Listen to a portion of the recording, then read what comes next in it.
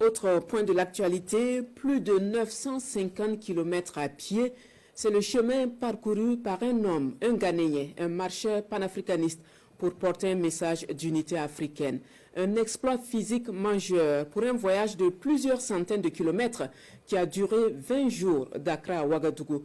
Nos reporters Bernard Kombelem et Benewende Frédéric Nikiema ont suivi son arrivée dans la capitale burkinabé de la sortie du quartier Balkui jusqu'à la place de la Nation. Suivons.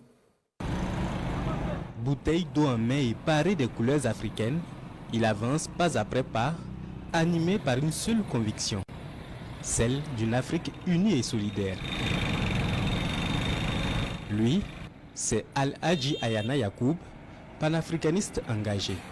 Il a quitté Accra, capitale de son pays d'origine, le 10 octobre dernier à pied, avec la ferme volonté de rallier Ouagadougou en terre burkinabé. Une traversée pédestre, périple long de plus de 950 km. Plus il réduit la distance, plus le soleil se fait intense.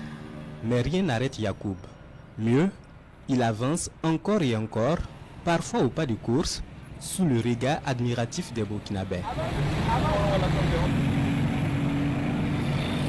Nous sommes aux environs de 10 heures. Après 20 jours de marche, le voici sur l'échangeur de Ouaga 2000, tout près du but, la place de la Révolution, terminus de plusieurs jours de foulée. Rond-point de la Padoua, Samandin, Bilbalogo, Yacoub aperçoit enfin son point d'arrivée.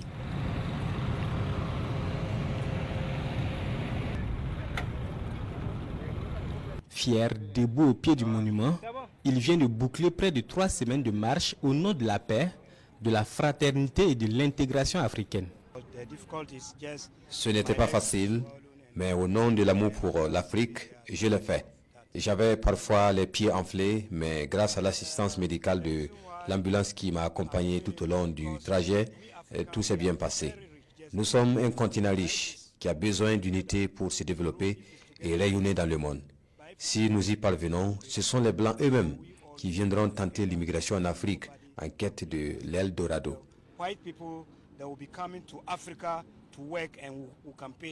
De Accra à Ouagadougou, plusieurs communes, villages et forêts ont été traversés. Et Yacoub garde encore en mémoire les noms. Partout, il dit avoir reçu chaleur humaine et hospitalité, symbole d'une Afrique sans barrière comme le prône le capitaine Ibrahim Traoré. C'est dire que cette expédition pédestre est un gage de soutien au président du Faso dans sa lutte pour la souveraineté et l'émancipation africaine. On veut lancer une mise en garde